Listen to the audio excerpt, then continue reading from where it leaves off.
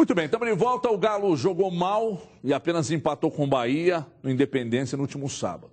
De bom, só o retorno do Luan Doidão. E esse aí estava fazendo falta demais. No primeiro jogo dele nesse ano, aliás, peraí, deixa eu começar de novo. Que no primeiro jogo dele, eu não estou entendendo a frase, Felipe. Mas está há anos ali. Ah, tá, desculpa. Entrou no segundo tempo e fez o gol de empate. Vou dizer uma coisa para vocês. O Félix esteve lá e vai mostrar. O Luan é tão importante para esse time que eu já começo a pensar que ele tem que ser titular. Como é que vai armar um esquema para colocar ele no time, eu não sei. Mas é importante. Pela marcação, pela pegada, mas principalmente pela entrega. Ele acaba fazendo um bem danado para os demais jogadores em campo. Ricardo Félix traz os detalhes. Roda aí. Reestreia no Brasileirão com direito a 5 ausências, entre elas a de Ronaldinho Gaúcho. Pelo que vem jogando, o R10 faria falta ou nem tanto? Acredito que o Ronaldinho Gaúcho ainda tem muito a dar pelo Atlético, porque é um jogador de muita qualidade e nós não temos substituto à altura no elenco. Como o Levi já falou, os jogadores são números e os números deles não estão bons, então merece ficar no banco. A novidade do Galo estava no banco de reservas. Um cara sem a estrela de Ronaldinho, mas com o mesmo prestígio com a torcida. Luan estava de volta depois de 7 meses sem jogar. Quem sabe eu entrar aí e fazer um gol, vou ficar muito feliz. Quem estava escalado era o meia Michael Suel. Estreia diante da massa. Só que não teve vida fácil diante do Bahia. Ainda sem entrosamento, pouco fez. E por falar em fazer, o zagueiro Tite usou bem a cabeça. 1-0 Bahia. O Atlético sofreu no primeiro tempo. A solução estaria no banco. Na volta do intervalo, o técnico Levir Coupe mexeu no time. O torcedor viu e vibrou. Era ele, o Serelepe Luan. Este é o primeiro jogo oficial de Luan na temporada. Ele é tido pelo torcedor como um xodó. Luan, quando entra, costuma ser pé quente. E não é que o Luan incendiou a partida. Teve chance de marcar com chute, mas foi de cabeça que o baixinho de 1,70 m fez cumprir a profecia. Lembra? Quem sabe eu entrar aí e fazer um gol, vou ficar muito feliz. 1-1. Gol dedicado à filha Lara, recém-nascida.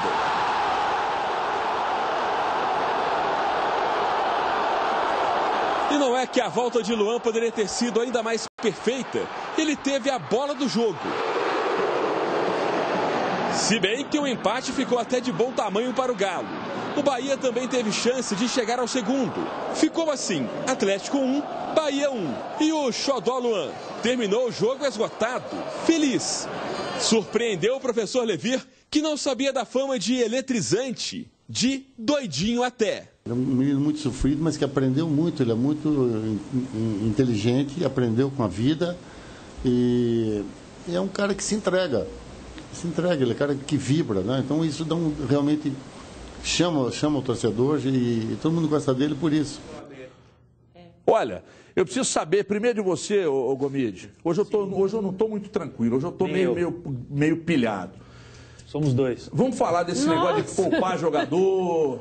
Porque para mim é inadmissível empatar com o Bahia em casa. É inadmissível.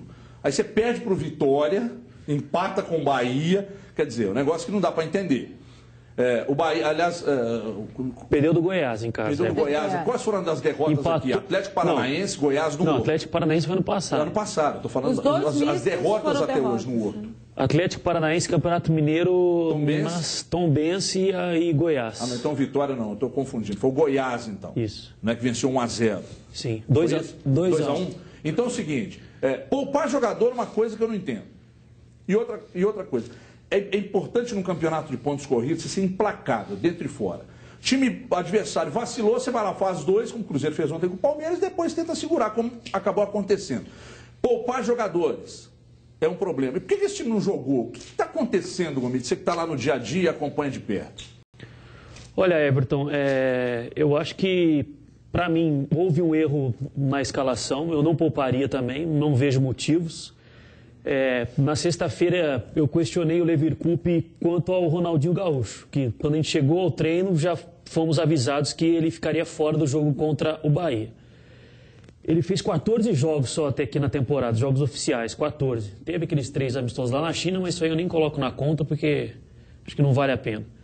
São 14 jogos de 33 que o Atlético fez. Ou seja, nem 50% dos jogos ele atuou. Eu acho que ele requer ritmo de jogo. Se ele já não pensa mais no futebol em alto nível, isso aí eu não posso dizer. Ao que parece, não. Ao que parece, ele quer jogar. Quando questionado se não é incoerente deixá-lo de fora, ele não respondeu. Disse que, mas ele ficou fora, não foi todas as vezes por causa de ritmo de jogo, ficou fora também por lesão, enfim. Eu acho que ele tinha plenas condições de jogar pelo menos meio tempo contra o Bahia. Ou ficar no banco de reservas. Por o ritmo que ele vinha jogando, tipo, um jogador muito mais lento, tá com dificuldades na bola parada, ele que sempre foi muito bem nesses quesitos. Enfim, falou que ele é um jogador muito dotado fisicamente, que dificilmente ele se lesiona, ou seja, para mim ele tinha que jogar. O Tardelli também. O Leandro Donizete parece que sentiu um pouco cansaço muscular. Eu acho que taticamente colocar o Alex Silva foi um erro. Eu acho que se um jogador está no banco de reserva, Everton, para mim, eu parto do pressuposto que o jogador tem condição de jogar. Claro. Ele colocou o Pedro Botelho, o Atlético precisando reverter o marcador, ou seja, o jogador ia ser muito mais exigido do que no começo do jogo.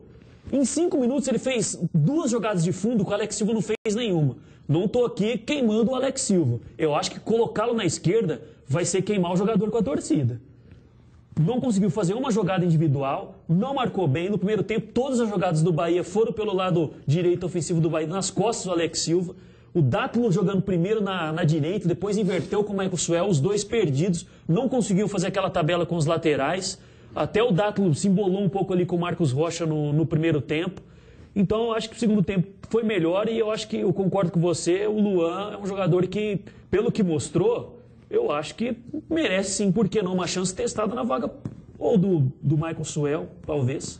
Deixa eu ver aqui um tweet, Felipe. Põe na tela aí, por gentileza. Vamos ver a participação do amigo de casa pelo @ os donos da bola MG. Boa tarde, Júnior Brasil. Você não acha que esse esquema tático do Galo não funciona e que o Guilherme joga melhor como atacante? E aí, Brasil, boa tarde. Boa tarde, Everton, amigos. Thompson, um grande abraço para você. Não, acho que a questão até nem é o esquema.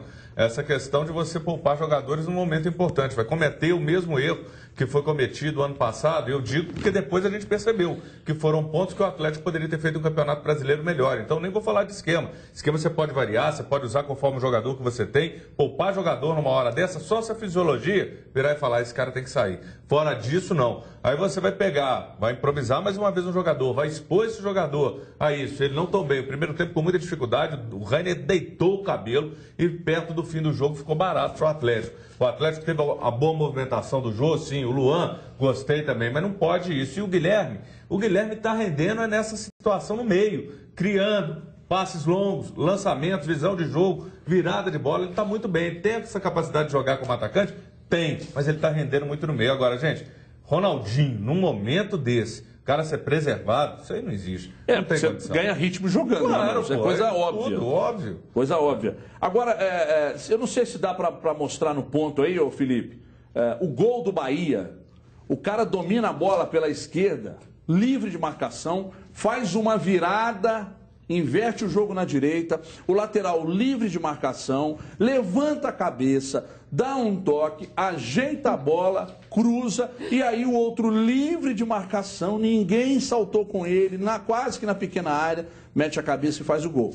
Daqui a pouco a gente vai ver aí o repeteco desse gol. Quer dizer, são coisas que, sinceramente, né? O Tite, no meio da área, olha, ó, a virada, livre de marcação na esquerda, virou, olha aí, dominou, olhou, Alex Silva não pode ir afastando não, querido, isso é regra básica também, senão daqui a pouco você vai bater no gol. O cruzamento, olha, quem sobe? Quem é que estava no lance? Olha isso, era o Gêmeos que estava na bola.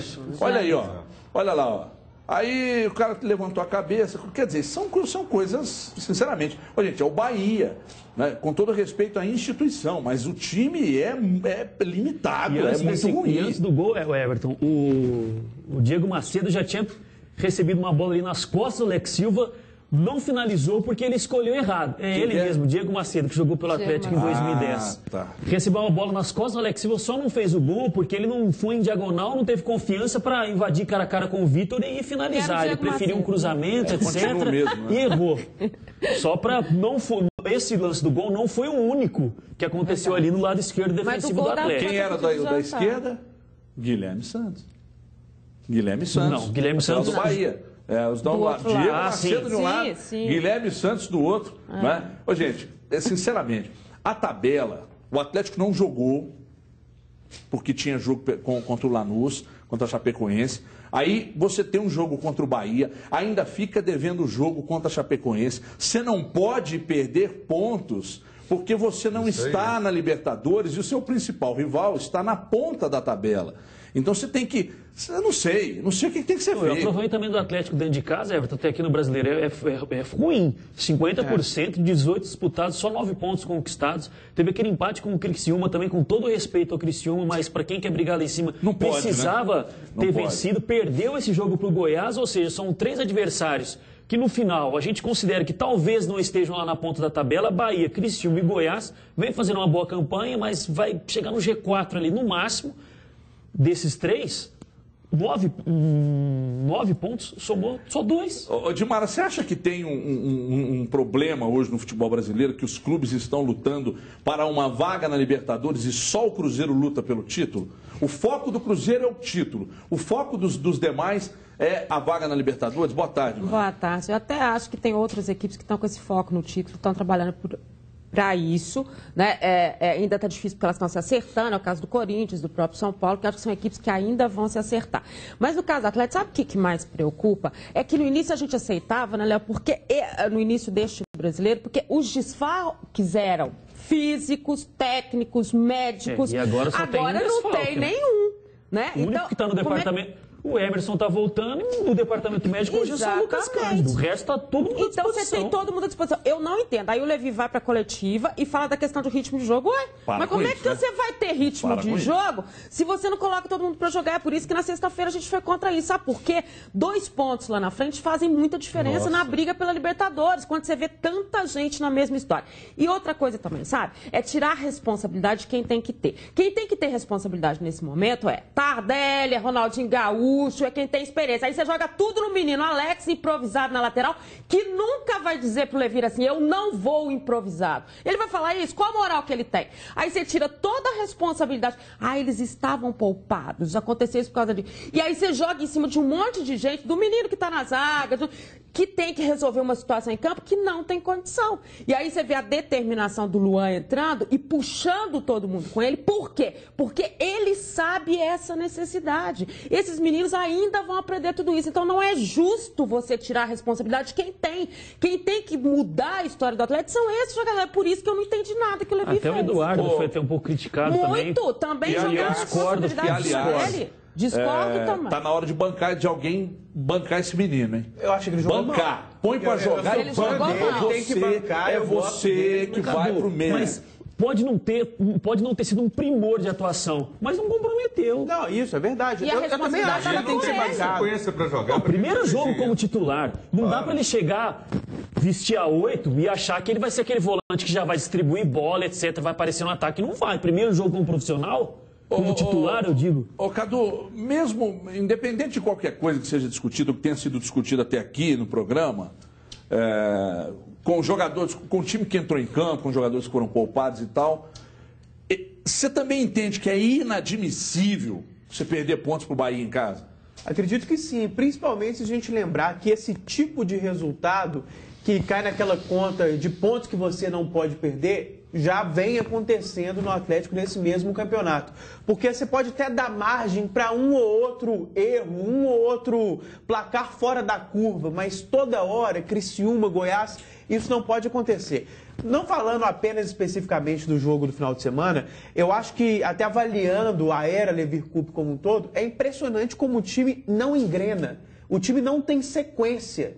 Quando tem um lampejo, um período interessante, como o segundo tempo do jogo contra o Lanús, no próximo já empaca. Então, Por que você acha que isso acontece? Eu acho que não tem consistência coletiva e não tem consistência tática no time. Por exemplo, erro que a gente resumindo, existe um problema de técnico. Sim, e porque, veja bem, às vezes a gente discute tática muito apenas falando do esqueleto do time, quantos meias você tem, se é um atacante, se é 4-2-3-1, se é 4-4-2. Mas acima disso, tá? Como o time funciona na prática, no toque de bola, na movimentação. E o time do Atlético, no todo, na maioria dos jogos, não tem a bola que passa pelo meio-campo, não vai tocando aos poucos, envolvendo o adversário, não tem essa consistência, não tem esse controle do jogo.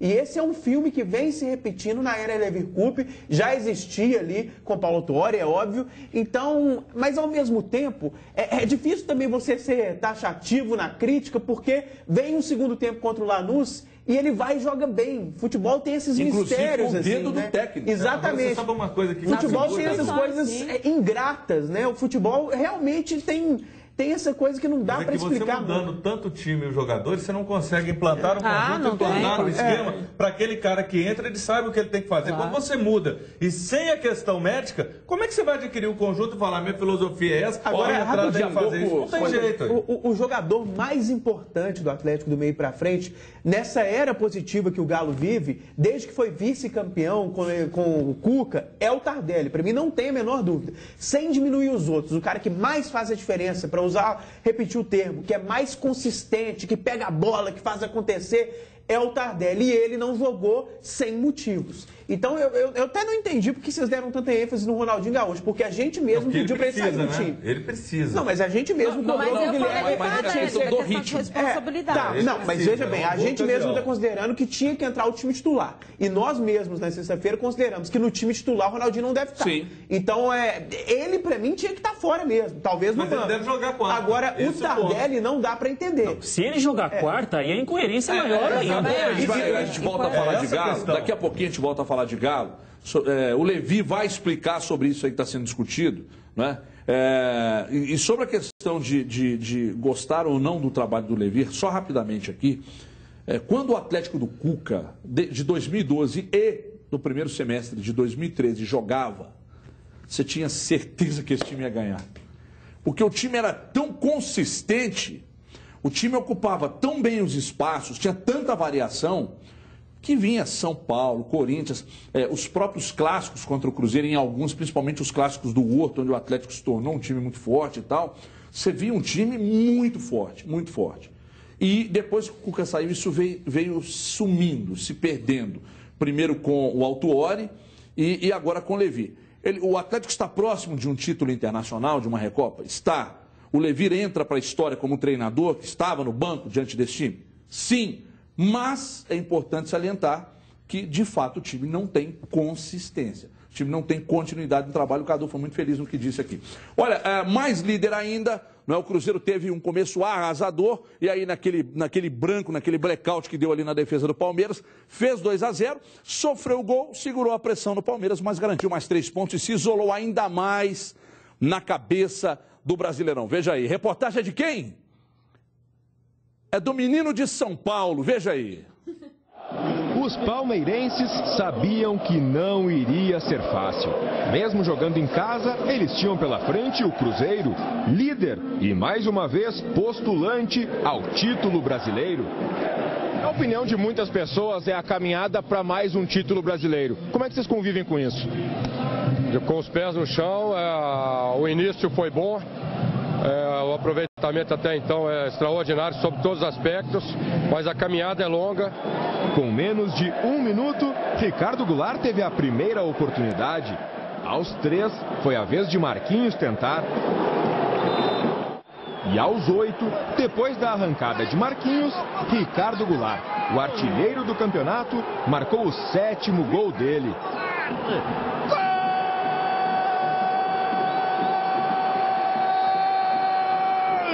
Do Cruzeiro!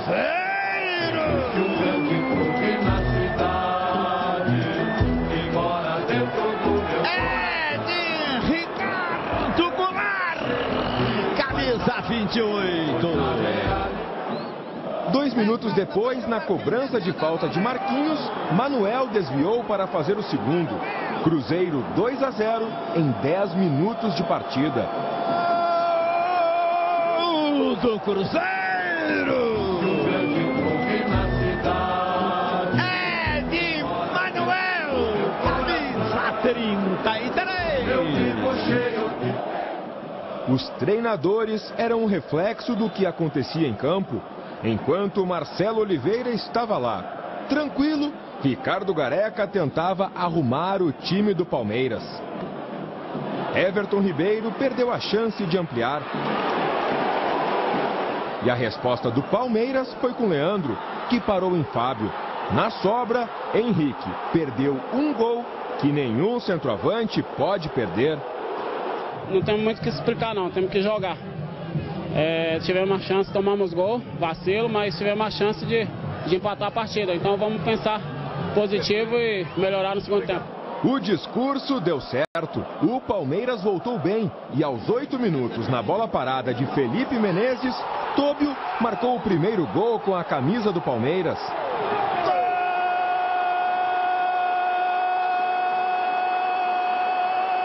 Gol do Palmeiras! É de Tóbio, camisa 2. Henrique teve a oportunidade do empate. E se o Cruzeiro não repetia a atuação do primeiro tempo, o Palmeiras foi para cima. Mais algumas tentativas e nada de gol. A pressão não deu resultado e o Palmeiras chegou ao 5º jogo sem vitória no Campeonato Brasileiro. Já o Cruzeiro venceu a 4ª partida fora de casa e segue na liderança isolada da competição. A maioria dos jogadores permaneceram, né, e nós se fortalecemos aí com algumas contratações e o grupo se torna competitivo e aí dentro de campo é refletido isso aí, com um bom elenco. Então todo mundo se empenha querendo aproveitar as oportunidades. O Cruzeiro está implacável dentro e fora de casa. Está implacável, frio e calculista, como o nosso grande Diogo Ramalho. Põe dividindo tela comigo aí, olha isso. Né? Viva o norte de Minas, viva Araçuaí. Alô, Diogo Ramalho, de barba feita, mas continua com essa taturana aí na testa. Alô, Ramalho, vamos falar do Cruzeiro, líder. Você viu a plaquinha que eu mandei hoje no Jogo Aberto, Ramalho? Vi sim, Everton. Boa tarde. Você gostou? Você. Achou que foi bacana? Sempre muito criativo, né? Cante comigo. Passa o dia, passa a noite. Tô apaixonado. Cruzeiro, líder isolado. Você gostou, Ramalho? Gostei bastante, sempre gosto. É muito criativo, sempre. Obrigado, né, Ramalho, obrigado. É um bobão mesmo. Olha aqui, ô Ramalho. Então vamos lá. 2-1, líder isolado, né? E a sequência agora do Brasileiro, a imprensa de São Paulo lá já está dando o título, já entregou o título ao Cruzeiro, Ramalho. Eu não entrego ainda, mas é franco favorito, é o time que está lutando por isso com mais evidência e acredito também que o Cruzeiro vai conquistar o Campeonato Brasileiro mais uma vez. Por quê? Faz o que você acabou de falar, joga dentro e fora de casa. Se não me engano, a média do Cruzeiro em 2014 fora de casa já é melhor do que a de 2013, por exemplo. Ontem começou o jogo partindo para cima, assustou o Palmeiras, porque parecia que jogava em casa, parecia que jogava no Mineirão o Cruzeiro. Belo primeiro tempo do Marquinhos, foi o melhor em campo nos primeiros 45 minutos, caiu um pouco no segundo, quer dizer, bastante até, assim como todo o time do Cruzeiro. Aí talvez até pela saída do Lucas Silva, que foi poupado pelo Marcelo, porque já tinha um cartão amarelo, e aí o Fábio apareceu mais uma vez como o grande goleiro que é e ajudou o Cruzeiro no segundo tempo a segurar o resultado. Mas fez tudo que precisava. O Cruzeiro até fazer o terceiro gol estava fácil também no primeiro tempo e não conseguiu e por isso passou um aperto maior no segundo. 2-0 é aquele placar que quando o time toma um gol passa-se um aperto, mas o Cruzeiro está no caminho muito certo aí para conquistar o Brasil mais uma vez, viu, Ever? A gente falou sobre a questão e você destacou aí do Marquinhos, né? Que realmente ontem foi dos 2 gols, né, saíram dos pés do Marquinhos. Agora, eu achei que o Marcelo Oliveira foi muito feliz na coletiva. Primeiro, ele resumiu a partida de uma forma brilhante, mas ele disse que o Marquinhos é um jogador extremamente tático, que obedece, arrisca o que é pedido por ele. E isso faz uma diferença muito grande, né, Ramalho? Talvez por isso, e nós destacávamos aqui na sexta que eu, por exemplo, não vejo o Marquinhos com futebol para ser titular no time, mas o Marcelo diz que, taticamente, ele é muito obediente. Isso eu acho que justifica a titularidade dele, né, Ramalho? A gente concorda dentro do que o Marcelo falou. Eu também não vejo o futebol no Marquinhos para ser titular do Cruzeiro hoje. Mas como ele taticamente já chegou, é novato no time, já está cumprindo essa função, a gente sabe que é difícil, sem um entrosamento com o grupo, o jogador ser tão fiel taticamente assim. O Marquinhos já está conseguindo isso. Talvez isso justifique, talvez na cabeça do Marcelo Oliveira, a titularidade aí do jogador entre os 11. Agora o Cruzeiro faz essa campanha que faz, Everton, até porque todo mundo se mexeu, todo mundo se modificou, desde o ano passado até agora, também na parada para a Copa do Mundo. O Cruzeiro contratou acho que 3 jogadores no total aí nesta parada, mas é um time que mantém mais fielmente também a base que foi campeão brasileiro ano passado. Tá, os dois zagueiros hoje são diferentes, o Bruno Rodrigo e o Dedé ainda não estão em condições, mas o Léo já fazia parte do grupo, o Manuel é um grande zagueiro, mudou muito pouco daquele Cruzeiro que conquistou o título em 2013. Por isso eu acho que faz o grande sucesso que faz, e o Marcelo tem o grupo todo na mão, né? A gente vê um Dagoberto, hoje, já disse depois do jogo do último no Mineirão contra o Vitória, que está 100% fisicamente, fica no banco de reservas, e no momento do gol do Ricardo Goulart, a imagem mostra, ele comemora bastante junto com os companheiros, então não tem essa vaidade de estar no banco ou ser titular. Isso também é bom para a equipe, é bom para a campanha que o Cruzeiro faz. Né? Muito bem. Ô, Ídolo, hoje eu estou pilhado, Ídolo. Vamos falar do Cruzeiro, líder absoluto da competição. Ô, Ídolo, por que o Cruzeiro... Tem time que tem muitas estrelas, que é o caso do São Paulo, tem um grande treinador, mas não encaixa. O Cruzeiro tem grandes jogadores. Eu não vejo o Cruzeiro com nenhuma grande estrela. O Cruzeiro tem grandes jogadores, né, acima da média. Tem um treinador que também não está na mesma plataforma do Muricy, mas o Cruzeiro está jogando demais dentro e fora de casa, Ídolo. Por quê? Não está na mesma plataforma do Muricy, talvez por tempo de carreira, mas vai entrar lá com certeza, né? Porque de qualidade no momento, talvez até esteja um pouco acima do Muricy. Conteúdo de trabalho, de fazer o time funcionar. Respondendo sua pergunta de forma direta, acho que isso passa muito pelo próprio treinador, pela qualidade do trabalho dele e também, Everton, porque o Cruzeiro contratou jogadores pontualmente imaginando que esse cara ia funcionar em determinada função. Era uma contratação consciente para o coletivo, para o time. O São Paulo contratou de forma meio indiscriminada, muito mais no nome, reúne as estrelas e depois vê no que dá. Não, o Cruzeiro foi formando aos poucos, agora eu vou trazer o Marquinhos para fazer isso, para encaixar no time de acordo. Então, acho que passa por aí essa explicação. Falando um pouco do Marquinhos, ele surpreendeu, né?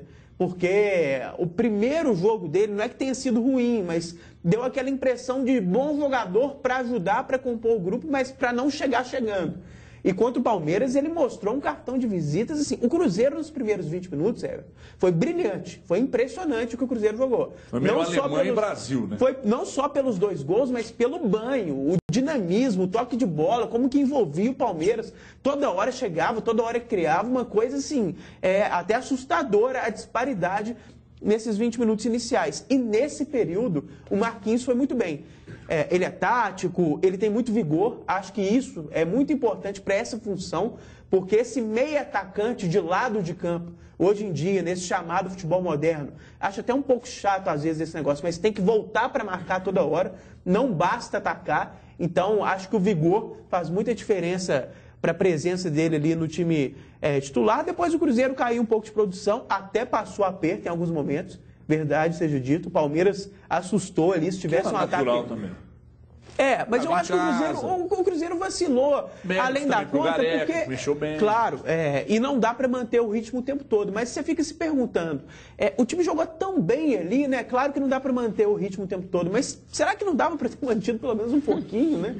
Atacar um pouco mais... E até para finalizar um pouco o comentário do jogo, para mim não dá para colocar o Tinga. Eu já falei isso outras vezes aqui. Destoa, é outro nível físico, entendeu? Adoro o Tinga, mas é um cara que não mantém o mesmo nível ali, o combate, preencher o meio-campo. Ele nem foi tão mal nesse jogo, não. Te dizer, mas depois que ele entrou, ele conseguiu equilibrar um pouco.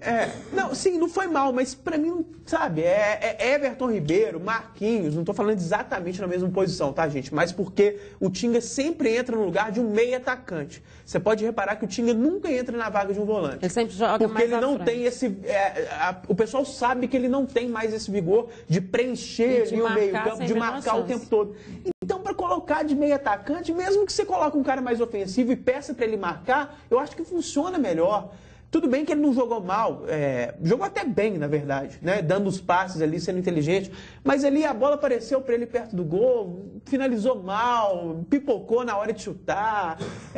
Para mim não dá, não. Eu não gosto dessa perseguição sua contra o Tinga. Não, eu adoro o Tinga, a carreira dele é espetacular. Me incomoda. É uma grande pessoa. Mais pilhado que eu já tô. Ô, Dimara, você acha que o cartão pro Lucas Silva intimidou e por isso, e também por isso, deixa eu ver o Twitter aí, Felipe. Põe na tela aí o Twitter.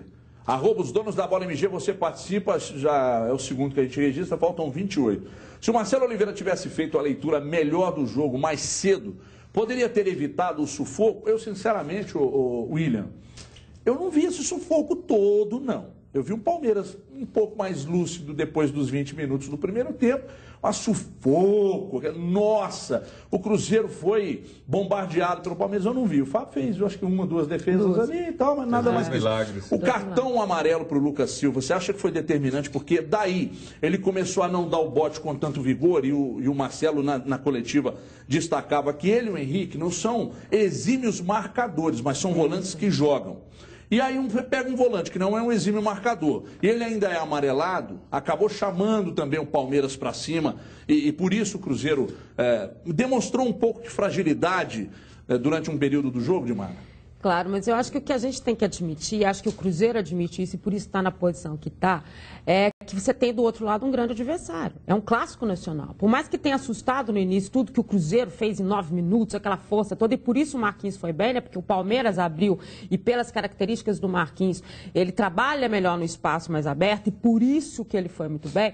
Eu acho que o Cruzeiro, não é que o Cruzeiro tenha tomado sufoco do outro lado, também tinha um adversário que procurava a história. E sabe o que isso demonstra? Que o Cruzeiro é muito maduro em todos os sentidos, taticamente, tecnicamente, individualmente é uma equipe muito madura. Quando a gente fala assim, o Cruzeiro está avançando, está deixando o espaço, claro, gente, que o São Paulo vai melhorar, que o Corinthians vai melhorar dentro do investimento, dentro daquilo que eles fizeram, e outras equipes vão aparecer. Só que a hora que elas acordarem, o Cruzeiro vai estar muito na frente, porque isso se chama uma coisa que a gente tem cobrado tanto hoje.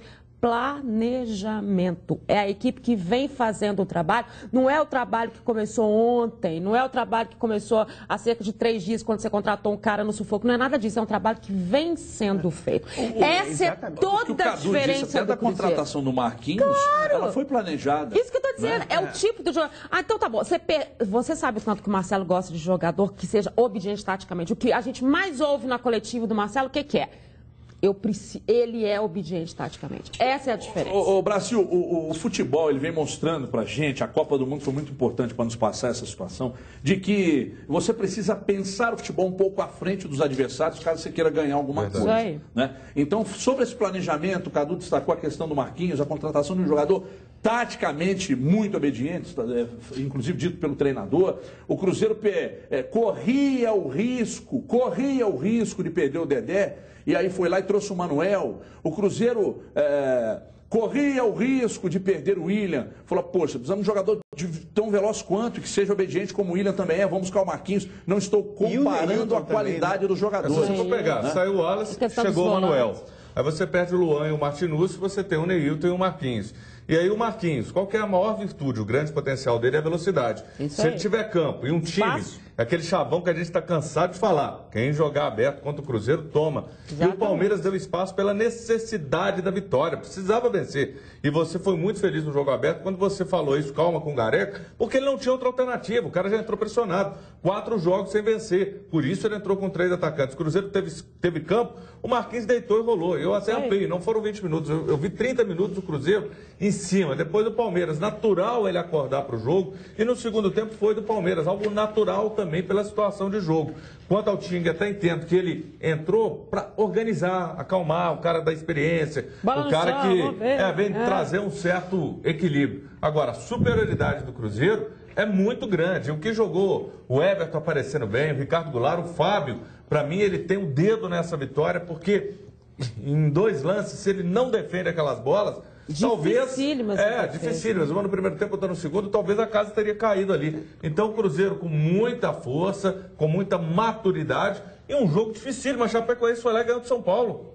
Ou seja, não tem jogo fácil. Olha, exatamente, o Cruzeiro vem fazendo os jogos ficarem fáceis. Olha aqui, uma outra coisa que é até meio irritante, é que é o seguinte, o Cruzeiro joga, aí o gol sai dos pés ou da cabeça do Ricardo Goulart ou de algum zagueiro e tal, como aconteceu ontem, aí os caras começam a questionar o Marcelo Moreno, já pede o Borges. Aí o Borges entra, faz 2 jogos sem marcar, aí a turma pede a volta do Marcelo Moreno. Aí o Marcelo Moreno volta, joga, aí pede o Borges. Calma, gente, deixa o cara lá. O Marcelo Moreno, ele é mais importante para o time do que o Borges. Pela força, ele abre espaço, ele tem muito mais raça. No jogo aéreo ele é melhor. Agilidade. Ele é muito forte e ele é mais ágil. Então não tem jeito, não há o que questionar. Cadu, segura aí pra mim, deixa eu falar da Quick Lube. Aliás, eu vou falar de uma coisa muito séria, que é a manutenção do seu carro, a sua segurança e de toda a sua família. Hoje eu indico para você a Quick Lube e posso garantir que o seu carro estará em ótimas mãos, porque há meses a Quick Lube é parceira dos donos da bola, oferecendo ao nosso telespectador simplesmente os melhores serviços, os melhores preços, além da troca de óleo e de todos os filtros. A Quick Lube realiza outros serviços como troca do fluido da direção hidráulica, faz higienização do ar-condicionado do seu carro, troca também o fluido de freio e faz muito mais que tudo isso. Para oferecer tudo isso, a Quick Lube conta com a melhor equipe de profissionais do mercado automotivo, com ótimo atendimento, os melhores equipamentos e produtos originais. Daí você pensa, deve ser muito caro. Não é muito caro. Sabe por quê? Porque o meu amigo Denner, que é o proprietário da Quick Lube, ele negocia direto com os melhores fornecedores. E lá você paga preço justo.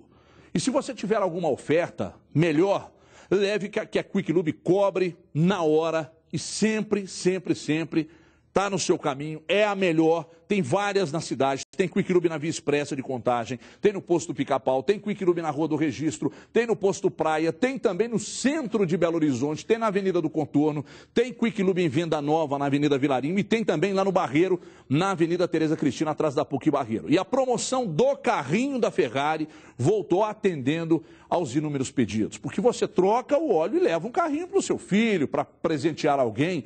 É da Maisto, é original, não é plástico, tá aqui, ó. Esse aqui é realmente o melhor, o autêntico. Os 100 primeiros que trocarem o óleo e o filtro de óleo na Quick Lube disserem que assistiram os donos da bola vão ganhar uma miniatura Ferrari 458 da Maisto original. Entendeu? É original. Apenas para óleo sintético ou semissintético. Importante destacar isso aí. Só para os que agendarem a troca pelo telefone. Então você vai pegar o seu telefone e vai ligar agora 3399-7010, vai agendar a troca, vai lá, troca o óleo sintético ou semissintético, ganha o carrinho. Então você, filhão, dê birra, faça pirraça, chore, porque senão seu pai não vai te dar. E se seu pai trocar o óleo do carro lá, você vai ganhar essa Ferrari aqui, que só você vai ter aí no seu prédio. Então você vai poder virar para os seus amiguinhos e dizer, eu tenho e você não tem. Cadu Doné, o que você ia falar aí? Peraí, tem intervalo agora, Felipe? Daqui a pouco, então, daqui a pouco. Porque eu não gosto de te deixar esperando. Ô, Ido, vou te dar uma Ferrari. Essa história de centroavante, a gente falando do Cruzeiro especificamente, mas olha, eu acho que é um fenômeno sociológico, digno de Globo Repórter, centroavantes, o que vivem, onde vivem, o que comem, o que fazem, porque jogo de todos os times, todos os times brasileiros, alguns internacionais, seleção brasileira, é a mesma história. Pô, o centroavante participou pouco do jogo. E é verdade. Está acontecendo com todo mundo. Tem algum fenômeno no futebol que o centroavante parece que não encaixa nesse tipo de jogo e ele não pega na bola. Acho que passa também por essa safra ruim que o Brasil tem nessa posição. A gente não tem centroavante / craque mais, né? Como tinha antigamente, um cara com presença, mas que tinha um tempero a mais ali, driblava, fazia uma coisa diferente. Mas mesmo assim, é uma coisa que é até difícil de explicar. Todos os times reclamam disso. Pô, a torcida do Grêmio reclama do Barcos. Né? O Palmeiras até gostou do Henrique aí, mas ficou muito tempo sem centroavante. Vamos fazer a conta. Todo mundo, mas já tá mal também. Não, tá mal, já saiu reclamando. Fred? Então, a torcida tava criticando o Fred. O jogo no Atlético, a própria torcida do Galo tem certas reservas. O Guerreiro. Eu acho que o Jô é o que tem menos críticas hoje em dia. Então verdade. E assim, críticas parecidas. O cara. Aí fica aquela reflexão: é culpa dele que a bola não chegou ou a culpa é do meio que não abasteceu o centroavante? Então tem alguma nhaca. Eu sempre acho muito simples, muito sem conteúdo essa desculpa de que a bola não chegou. Eu também acho. O cara tem que dar um jeito para participar. Eu tive que queimar muito fosfato para entender esse resumo que você fez aí, porque foi brilhante. Que isso? E eu tenho uma dificuldade para entender. Então eu vou chamar um intervalo rápido, tá? Vou ali tomar fosfosol. Você se lembra do fosfosol? E daqui a pouco a gente volta. Daqui a pouco a gente volta. E na volta, quem vai falar aqui no programa? Levi Culpe. E eu quero a opinião também de todo mundo aqui sobre o... Será que tá tudo tão azeitado para ser o Dunga? Já pensou se o Marinho chegar amanhã e fala que é o Tite? Rapaz, intervalo rápido. A gente volta em 2 minutos. Até já. Os donos